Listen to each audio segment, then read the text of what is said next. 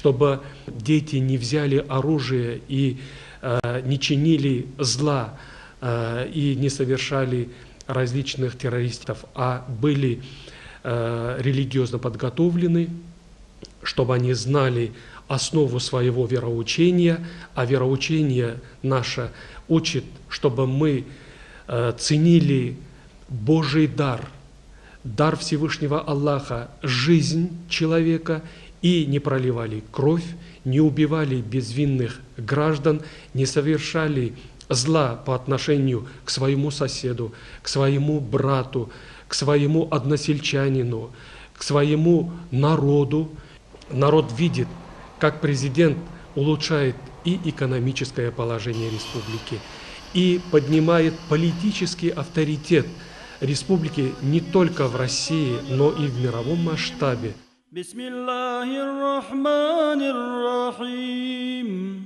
وسيق الذين كفروا إلى جهنم زمرا حتى إذا جاءوها فتحت أبواب. Президент республики уделяет очень большое внимание поддержанию мира со своими соседями. А это договорные отношения, соглашения, переговоры и по территории, и по мирному существованию с Чеченской республикой, с Северной Осетией. Решены вопросы беженцев из Чеченской республики.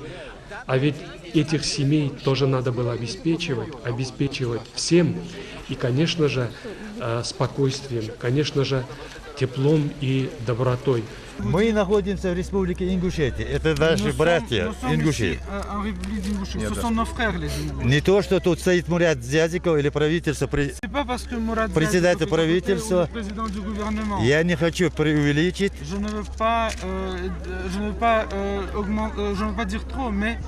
А конкретно хочу сказать вам, что тут есть. Мы, беженцы из Чечни, очень благодарны Мурату Зязикову, правительству Республики Ингушетия, за то, что эти люди очень помогают нам. В конце концов, мы в Ингушетии в палатке не закрываем дверь, как в Чечне. Можно было бы отрезать, и никаких переговоров, никаких вопросов по решению этих проблем пригородного района.